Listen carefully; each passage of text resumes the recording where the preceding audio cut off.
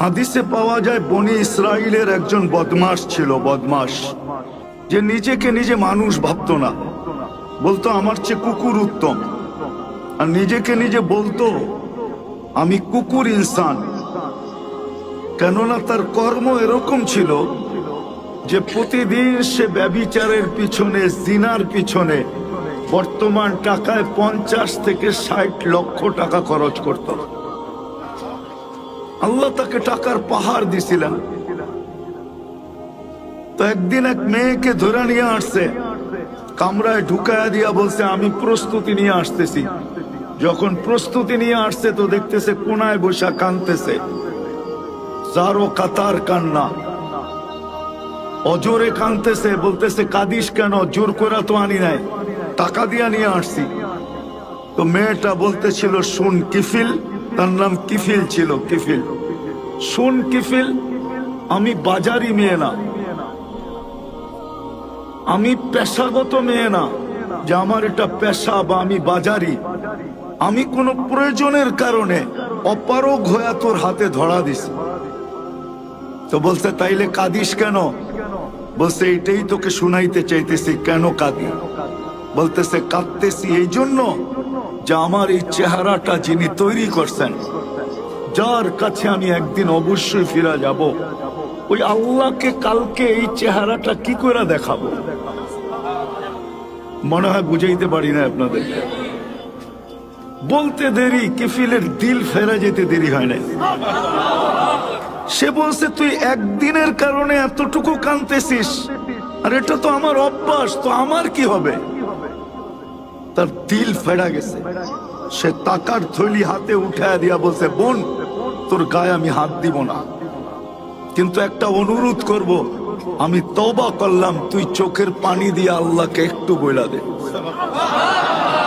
রব্বে কাবার কসম, ওই রাত্রেই কিফিলের মৌত হয়েছে। সকালবেলা দরজায় সোনালী অক্ষরে লেখা উঠছে কদ গফার আল্লাহু লিকিফলিন, আল্লাহ কিফিলকে মাফ করে দিয়েছেন। হতে পারে অল্প কথা আমাদের আজকে, কথা অল্প হবে, লম্বা হবে না। যদি শোনার মতো শুনতে পারি কান দিয়া, দিলের কান দিয়া, তাহলে আজকে আমার বিশ্বাস যত যুবকের চেহারা আমি দেখতেছি, সমস্ত যুবকের জীবন পরিবর্তন হওয়ার জন্য এতটুকুই যথেষ্ট হবে। আল্লাহ বলে তুই নিশ্চয় ছিলি, ফালা লাকা সিন্নুন তাক্তা, দাঁত তোর ছিল না, কোত্থেকে কাটবে? ওয়ালা লাকা লিসানুন তানতিক, জিহ্বা ছিল, বাক শক্তি ছিল না।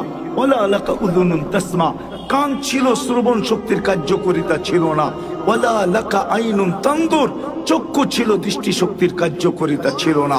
ওয়ালা লাকা আকলুন তুমাইয়িজ, মগজ ছিল, ভালো মন্দ বুঝার ক্ষমতা ছিল না। ওয়ালা লাকা কলবুন তাতাফাক্কার, দিল ছিল, চিন্তা কি জিনিস তুমি জানতে না। ওয়ালা লাকা ইয়াদুন তাফতিশ, হাত ছিল, ধরার ক্ষমতা ছিল না। ওয়ালা লাকা রিজলুন তামশি, পাও ছিল, চলার ক্ষমতা ছিল না।